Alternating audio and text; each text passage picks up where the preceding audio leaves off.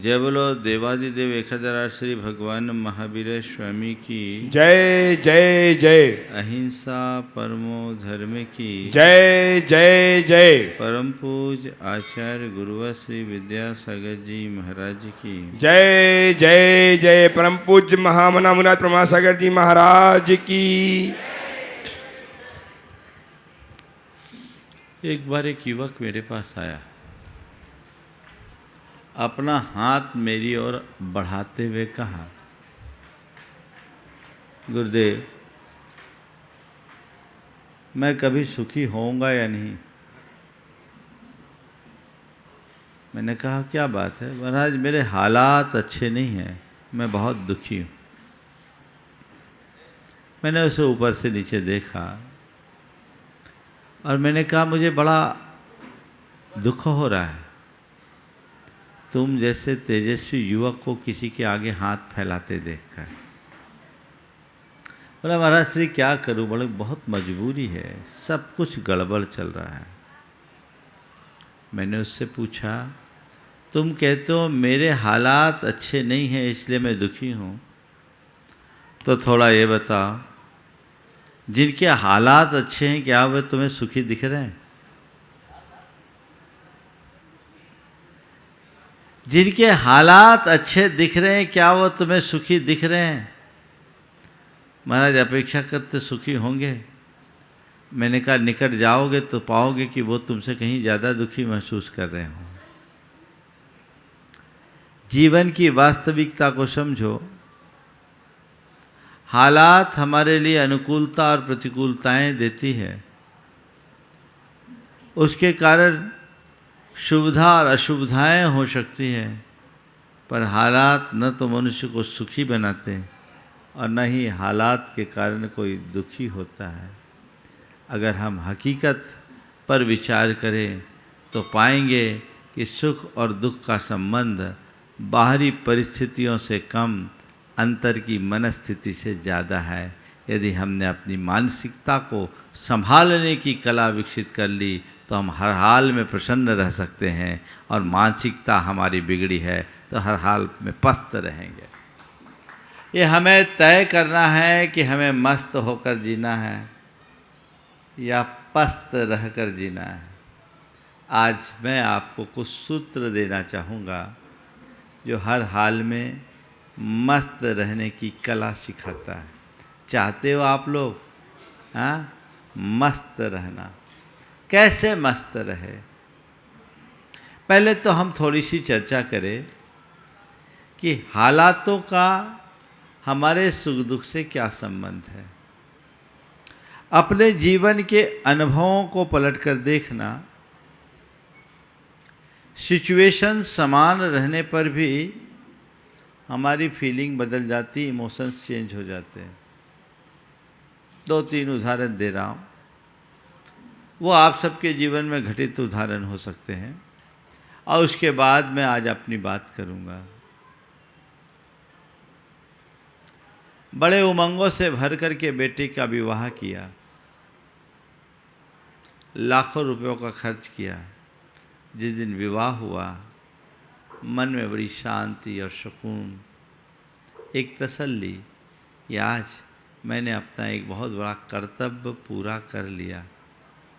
बेटा आपकी आंखों का तारा। लेकिन विवाह के 2 महीने नहीं हुए, किसी बात को लेकर बाप बेटे में खटपट हो गई और बेटा अलग रहने का निर्णय ले लिया। कल तक जो बेटा श्रवण कुमार दिख रहा था, अब उसमें कंस की छवि दिखेगी कि नहीं?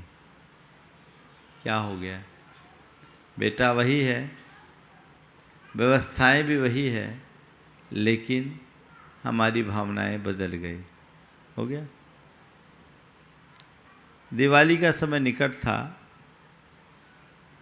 व्यक्ति अपने घर की सफाई में लगा था। इसी मध्य एक पुस्तक हाथ में लगी, उसे पलट कर देखा, उसमें एक पत्र मिला। वो पत्र आज से 30 साल पहले उसके पत्नी की प्रेमी ने लिखा था। पत्र पढ़ते ही भाव बदल गए, हवाइयाँ उड़ने लगी। अच्छा तो ये बात है, ये तो पूरी उल्टा निकली। मैं तो इस पर जान न्यौछावर करता था, इसकी वास्तविकता तो ये है। कुछ ऐसी ही प्रतिक्रिया होगी ना। पत्नी वही है, पत्नी का व्यवहार वही है, लेकिन कल तक जो पत्नी प्राण प्रिया थी, अब उसमें उल्टा की शक्ल क्यों दिखने लगी? क्या बदला? परिस्थिति बदली या मनस्थिति बदली? क्या बदला? भाव बदल गया। जो ग्राहक तुम्हारे यहाँ आता है, देखते ही बाछे खिलती, तुम्हारा पेमेंट रोक लिया, अब देखते ही आग लगती कि नहीं लगती? ग्राहक वही। ये कुछ उदाहरण है जिस बात को दर्शाता है कि चीजें जहां के तहां होती है, चीजों के प्रति हमारा नजरिया बदलता है, नजारा बदल जाता है। अखबार में एक व्यक्ति ने समाचार पढ़ा, उसकी लॉटरी खुल गई, 1 करोड़ की लॉटरी, फूला न समाया। रात में पार्टी दिया, हजारों रुपया फूंक दिया, खुश, आज 1 करोड़ की लॉटरी निकली। दूसरे दिन अखबार छपा, उसमें एक विज्ञप्ति निकली, भूल सुधार, बाकी सब ठीक थे, फर्स्ट डिजिट में जहाँ 1 लिखा था उसकी जगह 3 लिखना था। अब क्या हो गया? कल जिस अखबार से उसके पास खुशी का संदेश आया, आज वो आदमी उसी अखबार से अपना सिर पटक कर रह गया। क्या हुआ? बात केवल इतनी है कि हमारा मन ही हमें सुखी बनाता है और मन ही हमें दुखी बनाता है। जिन बातों और चीज़ों के साथ हमारा मन राजी होता है, हम उसमें सुखी रहते हैं, और जिनसे हमारा मन राजी नहीं होता, हम उनमें दुखी होते हैं। बस आज 4 सूत्र आपको दे रहा हूँ सदाबहार प्रसन्न बने रहने के। ये बात सत्य है कि मेरे जीवन में सदैव अनुकूलताएं बनी रहे, ये मेरे हाथ में नहीं है। मेरे हाथ में क्या, किसी के हाथ में नहीं है। क्या उजाला सबको पसंद होता है, अंधेरा ना आए ये सब चाहते हैं, पर सृष्टि के किसी, इस धरती के किसी कोने में ऐसा हिस्सा है जहाँ केवल उजाला हो, अंधेरा ना हो? ये तो हो सकता है कि कहीं का उजाला लंबा हो, कहीं का अंधेरा लंबा हो, लेकिन धरती का एक भी छोर ऐसा नहीं जहाँ केवल उजाला ही उजाला हो, अंधेरे का नाम निशान भी ना हो। ये निसर्ग का नियम ये होगा, परिस्थितियां बनेगी, बदलेगी, बिगड़ेगी, सुधरेगी, उन पर हमारा नियंत्रण नहीं है। पर इन स्थितियों में अपने मन की प्रसन्नता को टिकाए रखने का पहला सूत्र है, जो तुम्हें प्राप्त है उसे पसंद करो, जो मिला है उसे चाहो। अपने अंतर मन को टटोल कर देखो। अगर आप देखोगे तो तुम्हारे पास ऐसी बहुत सारी चीजें हैं जो औरों के पास नहीं है, पर आपका ध्यान उस तरफ कम, अपितु जो औरों के पास है उस तरफ ज्यादा जाता है ना? जो तुम्हारे पास है तुम उसका लुत्फ उठाना नहीं जानते, जो नहीं है उसके पीछे परेशान जरूर होते हो। संत कहते नहीं, जो तुम्हारे पास है वही तुम्हारे काम का, और यदि तुम सुखी होना चाहते तो जो हो जैसे उसको स्वीकार करो, तब सुखी होगे। जहाँ स्वीकार भाव है, कल मैंने यही बात कही थी, स्वीकारता में ही सुख है। तो जो प्राप्त है उसे पसंद करो, जैसे हो, जिस स्थिति में हो उसे स्वीकार करो। बहुत सारी चीज़ें ऐसी हैं जिसे हमें स्वीकार करना ही पड़ता है। करना पड़ता है कि नहीं करना पड़ता? ये बताओ, हमें ये जो शरीर मिला, जो रूप मिला, क्या भगवान को एप्लीकेशन लगा के आए थे कि हमारा ऐसा शरीर हो, हमारा ऐसा रूप हो? नहीं ना। जो माँ बाप मिले, हमने कोई एप्लीकेशन लगाई थी कि ये माँ बाप हमको मिले? हाँ? जहाँ हमारा जन्म हुआ, हमने कोई निवेदन किया था कि हमारा अमुक जगह ही जन्म हो? नहीं ना। हमारा शरीर हमें प्रकृति ने दिया, हमारे माँ बाप हमें प्रकृति ने दिए, हमारा जन्म हमें प्रकृति ने दिया। ये हमारे पसंद से नहीं, पर हमने इसको पसंद किया, है ना। तुम्हारे पसंद का क्या है? बोलो, क्या है पसंद का? हाँ, एक दिन मैंने सभा में पूछा कि भाई तुम्हारा शरीर तुम्हारे पसंद का नहीं था, तुम्हारे माँ बाप तुम्हारे पसंद से नहीं, तुम्हारे जन्म तुम्हारे पसंद से नहीं, तुमने क्या पसंद किया? बोला पत्नी पसंद की। पत्नी पसंद करके लाए। हम बोले इसीलिए मार खाए। अभी भी एक अनुभव बताता हूँ। बहुत सारे लोग मुझसे मिलते हैं जिन्होंने एक दूसरे को देखे बिना शादी कर ली, आज तक अच्छे से चल रही है, और जो पसंद करके करते हैं उनकी तुरंत नापसंदगी हो जाती है ना। खैर, कहने का तात्पर्य ये है, हमें जो मिला हमने उसे पसंद किया, इसलिए हम खुश हैं। अब कोई आदमी अपने शरीर को देख के कह रहे काश में खूबसूरत होता, मेरा ये शरीर बड़ा बदसूरत है, कैसा है, तो दुखी होगा कि नहीं होगा? हम किसी करोड़पति के बेटे होते, या कहाँ हम सामान्य व्यक्ति के सामान्य परिवार में जन्म ले लिए, ऐसा भाव कभी आता है क्या? नहीं। हमने भारत में कहाँ जन्म लिया, हमें तो अमेरिका में जन्म लेना था, कभी आता है क्या? अगर आएगा तो दुखी होंगे। कहने का तात्पर्य यह है कि ये जो भी तुम्हें मिला है, शरीर मिला, माँ बाप मिले, जन्म, और तुम्हारे लिए जो बुद्धि मिली, ये सब तुम्हें संयोग से मिला, जन्म स्थान मिला, संयोग से मिला, और तुमने उसे स्वीकार लिया, इसलिए तुम सुखी हो। तुम उसे पसंद करते हो, इसलिए तुम सुखी हो। नापसंद करोगे, दुखी हो जाओगे। इसी तरह संसार में जो भी मिला है वो महज संयोग से मिला है। इसे स्वीकार करोगे, पसंद करोगे तो सुखी रहोगे, अस्वीकार करोगे तो दुखी होगे। तुम्हारा रूप, तुम्हारा धन, तुम्हारी संपत्ति, तुम्हारा परिवार, तुम्हारे परिजन, तुम्हारी प्रतिष्ठा, तुम्हारा प्रभाव, ये सब किसने दिया? महाराज मैंने कमाया, मेहनत से कमाया। मानता हूँ तुम मेहनत से कमाए, पर ध्यान रखना तुम्हारा परिश्रम, तुम्हारा कौशल, तुम्हारी बुद्धि, उसमें एक स्थूल निमित्त है।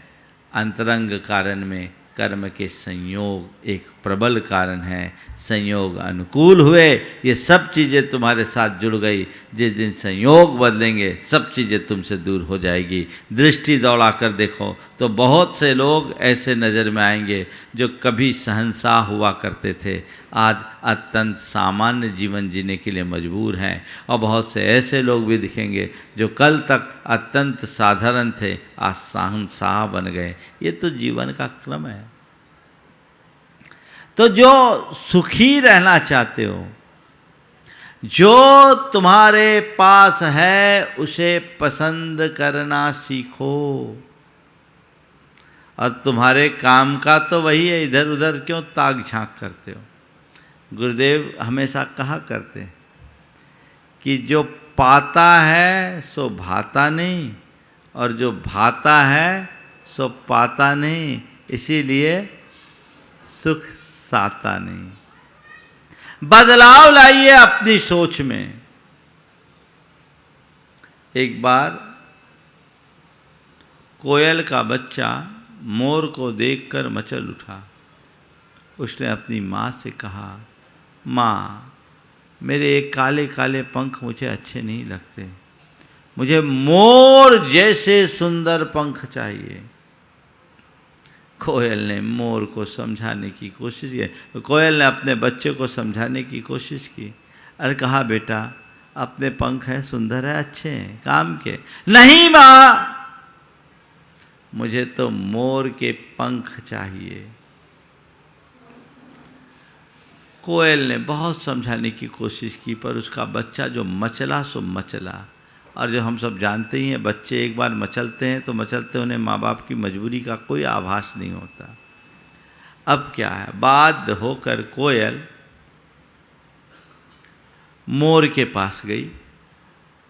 मोर से निवेदन किया कि मोर भैया, तुम्हारे पंख बहुत सुंदर हैं, और यदि इसमें के कुछ पंख तुम दे दोगे तो मेरे बेटे का मन रह जाएगा। मोर ने कोयल की प्रार्थना सुनी, अपने पंख झड़ाए और कोयल ने उसमें के एक पंख को उठाकर अपने बच्चे के पंख में लगा दिया।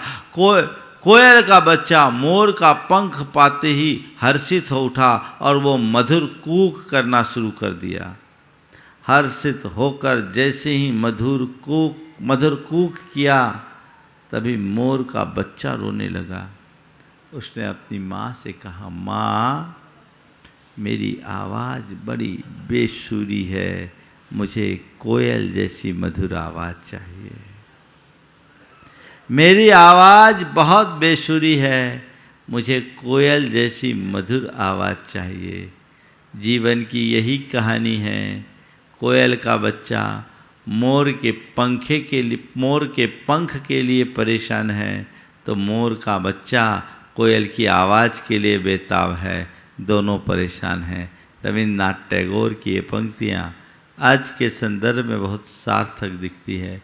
छोड़कर निश्वास कहता है नदी का यह किनारा, उस पार ही क्यों बह रहा है जगत भर का हर्ष सारा, किंतु लंबी श्वास लेकर यह किनारा कह रहा है, हाय रे, हर एक सुख उस पार ही क्यों बह रहा है। समझ गए? इस पार वाले को उस पार वाले को इस पार दिखता है, इसलिए दोनों मझधार में हैं।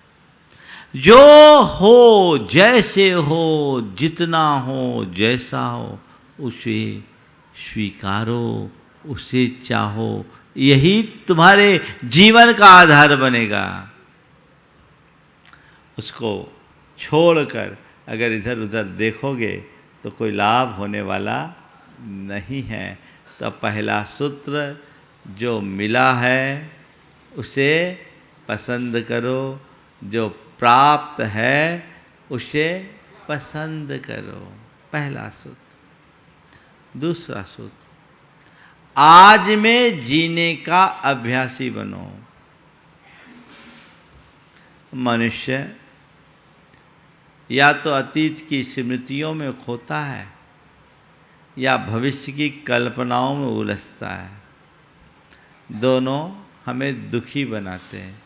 अतीत व्यतीत हो गया और भविष्य भी प्रकट नहीं हुआ। जिसका अस्तित्व नहीं, उसमें जब हम उलझेंगे तो सिवाय दुखी होंगे और कुछ नहीं होगा। तो अतीत की स्मृतियों में खोने की अपेक्षा अतीत के अनुभवों का पाठ पढ़ो और अपने जीवन की दिशा बदलो। अतीत एक भोगा हुआ यथार्थ है, उससे हम बहुत कुछ सीख सकते हैं, समझ सकते हैं। वो हमारे सीखने और समझने का एक आधार बनता है। लेकिन ज़्यादातर लोगों को देखो, वो अतीत की बातों को पकड़ करके बैठ जाता। अतीत में कुछ हुआ तो बस उलझ गया। कोई घटना घट गई, किसी ने कोई दुर्व्यवहार कर लिया, वो व्यक्ति के मस्तिष्क का ऐसा बोझ बन जाता है कि स्मृति होते ही वो अंदर ही अंदर सुलग उठता है। आखिर इसका क्या लाभ? उसे भुलाओ, अतीत का कोई अनुभव लो तो अच्छा है।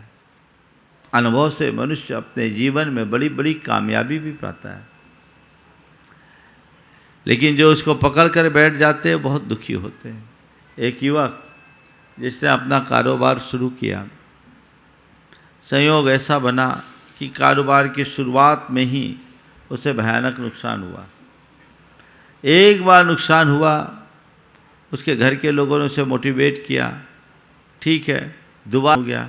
अब उसके मन में धारणा बन गई कि मेरा तो भाग ही खोटा है, मैं कुछ करने लायक नहीं हूँ, मेरे नसीब में कुछ है ही नहीं, मुझे नुकसान हो गया, अब मैं कुछ कर ही नहीं सकता, अब मैं कुछ कर ही नहीं सकता, अब मैं कुछ कर ही नहीं सकता। ये सोच सोच कर वह डिप्रेशन का शिकार बन गया। बहुत सारे लोग आपके संपर्क में भी होंगे, हो सकता है इस सभा में भी कोई व्यक्ति ऐसा होगा जो इस तरह की घटनाओं से प्रभावित होकर डिप्रेशन का शिकार बना हो। उसके परिजन उसे लेकर मेरे पास आए, मैंने उसे संबोधा, समझाया, अपने तरीके से मोटिवेट किया और मैंने उससे कहा भैया थोड़ा अपने बचपन को याद करो, जब चलना सीखे थे तो कितनी बार गिरे थे याद है क्या? बोले वो तो याद नहीं है। हम बोले छोड़ो, किसी बच्चे को देखो जो अभी चलना सीख रहा है, वो कितनी बार गिरा है? बोले महाराज बच्चा तो गिरता ही रहता है। बोले गिरता ही रहता तो फिर क्या होता है, गिरा रहता है कि उठ जाता है? बोले महाराज गिरते गिरते ही तो चलना सीखता है। तो मैंने कहा भैया जैसा एक बच्चा अनुभव के अभाव में गिरते गिरते ही चलना सीखता है, वैसे एक व्यापारी भी अनुभव के अभाव में गिरता है, पर गिरते गिरते चलना सीखता है, चल जाएगा। तुम घबरा क्यों रहे हो? गिरते गिरते भी चलना सीखा जा सकता है। ये मत सोचो कि एक बार गिर गए तो दोबारा नहीं उठ पाएंगे, दूसरी बार गिर गए तो दोबारा नहीं उठ पाएंगे, तीसरी बार गिर गए तो हम गिर ही गए, ऐसा नहीं है।